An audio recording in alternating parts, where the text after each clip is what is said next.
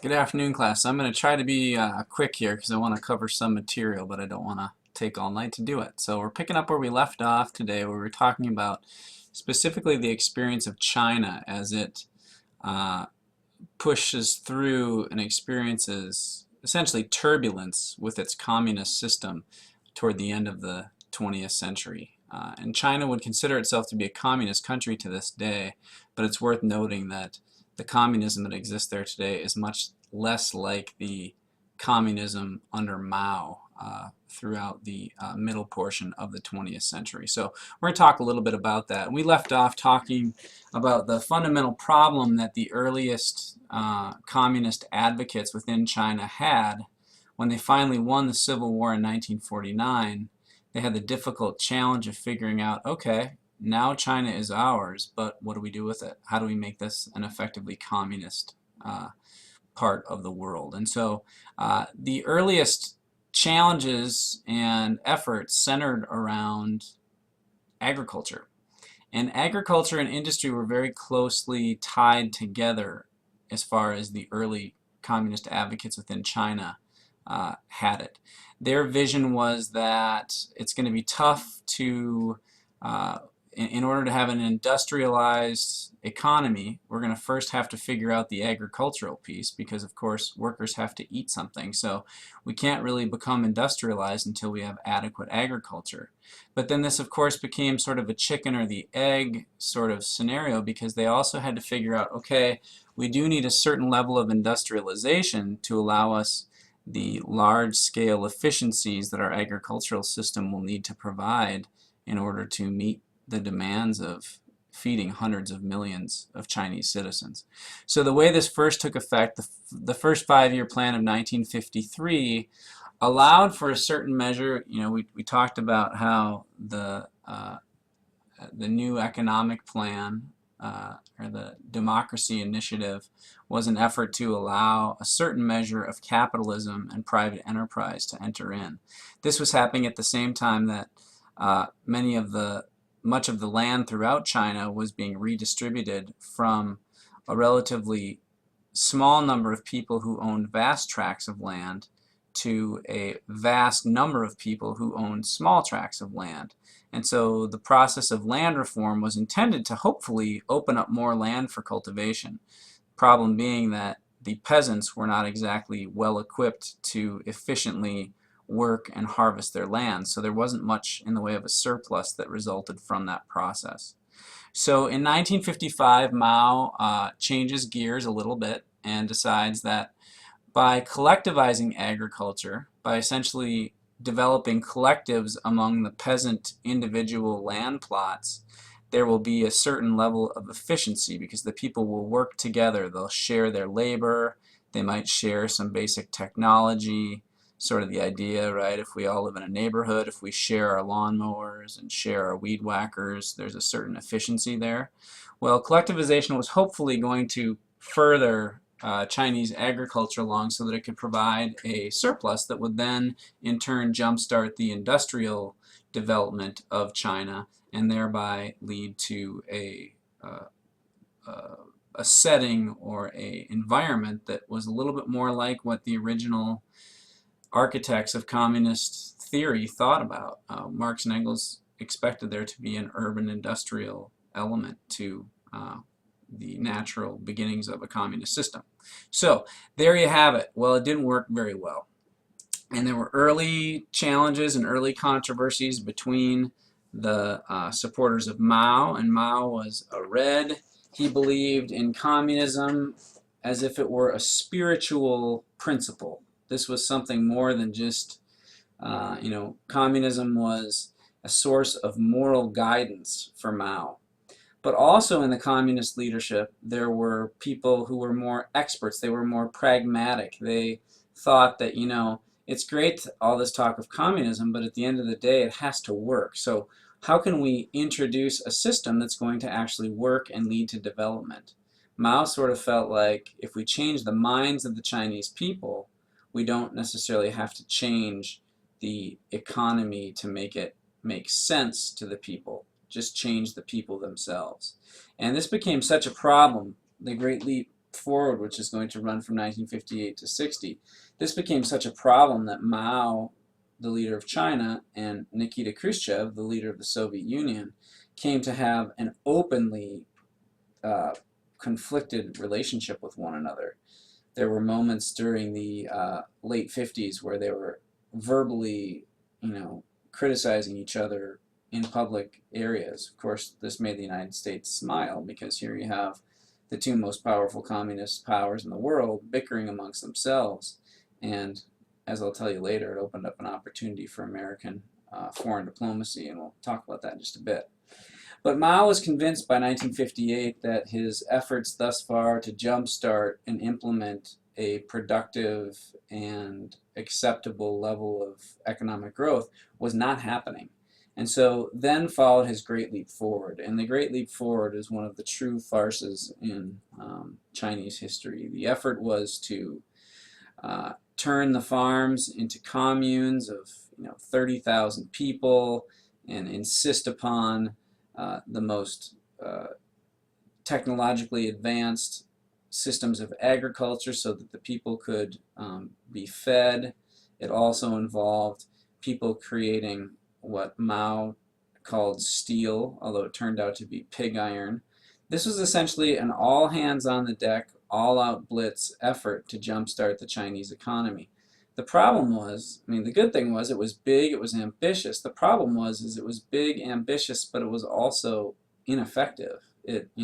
Just because you do something and produce a lot of it, if that is not worthwhile and useful to society, then the whole effort is one that has been a waste. And there's stories of, Mao would go around, he would encourage middle-class Chinese and lower-class Chinese people to essentially produce steel in their backyard in these little ovens. And they did it. And they kind of destroyed their yards, they destroyed the vegetation, they burned a lot of wood across the Chinese landscape. And in the end, all they really produced was some pretty worthless scrap iron. And so the Great Leap Forward was actually a monumental embarrassment for Mao.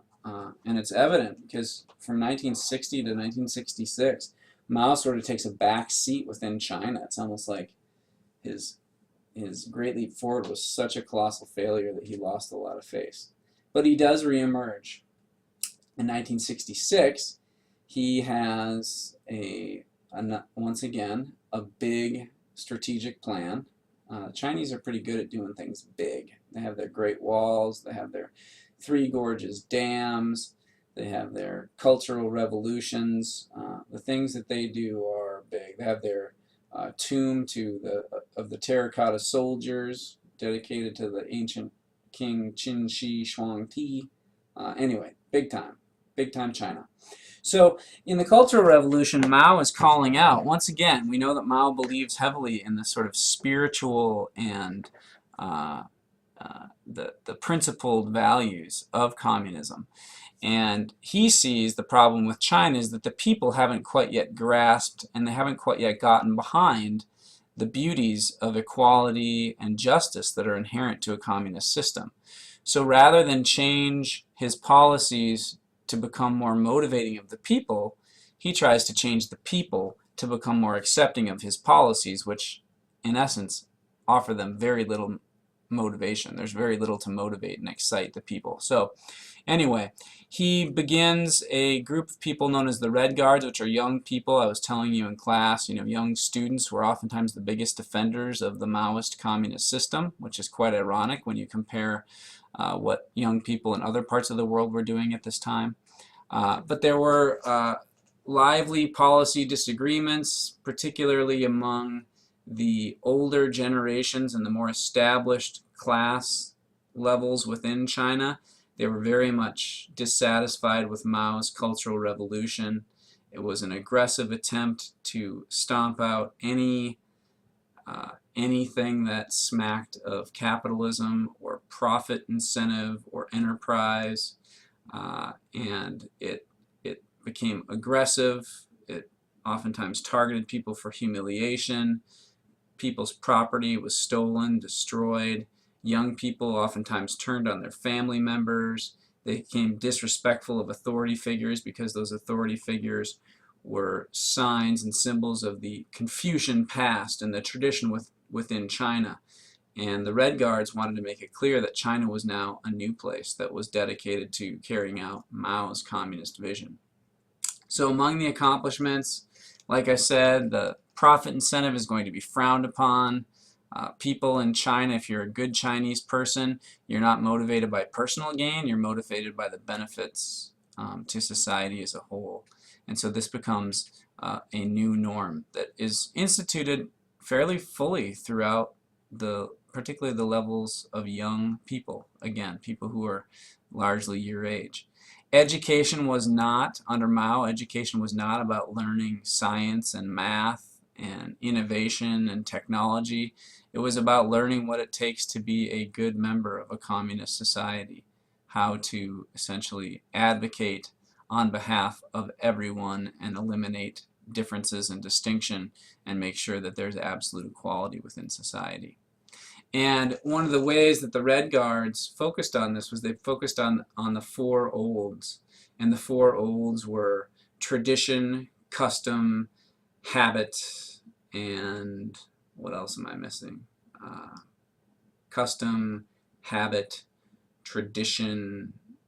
I'm missing my other four old.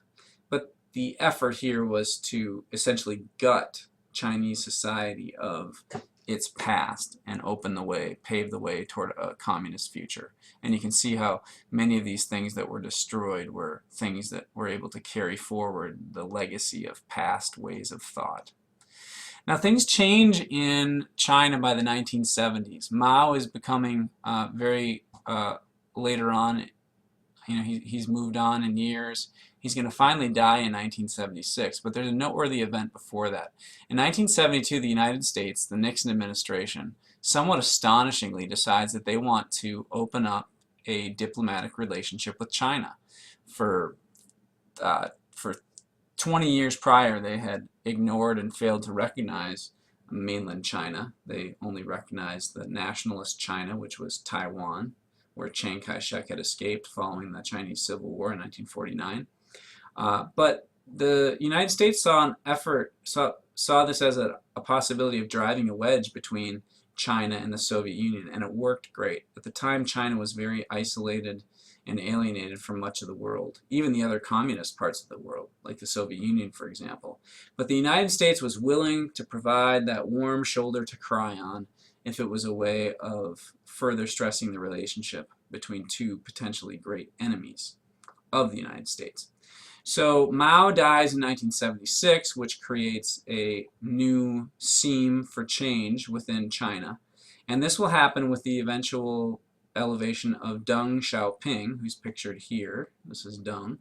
And Deng proves to be one of those pragmatic people. So between the pragmatics, or I should say the experts, and the Reds that were referenced earlier on the slide, Deng is going to be an expert. And he believes that China's future should lay with redoing the systems in subtle ways that make it make more sense to the people so that it motivates them. And so the four modernizations, a focus upon defense, a focus upon agriculture, industry and technology, all of these become sort of a rallying cry. But of course the question that people who are observing Deng are asking is, what about the fifth modernization? And for the Chinese of the 1980s, the fifth modernization becomes democracy. And the incident at Tiananmen Square, with the little time we have left, here we have this iconic image of Tank Man, who is to this day unknown who this gentleman was, and it's unknown precisely what happened to him after he stood up to these tanks, but he told these people to leave, to go, to not stand in the way of China and its future. And the criticism, essentially, China is going to, through the 80s, 90s, even to this day, makes tremendous advances in its economic openness, opening of markets. Certainly not a true capitalist system yet, but has made major strides. But the problem for the Chinese government has been, what do we do with allowing our political systems to modernize, to keep up with our modernizing economic systems? And with that, I'm going to stop so I don't run over the 15-minute mark. We'll talk tomorrow. Good night.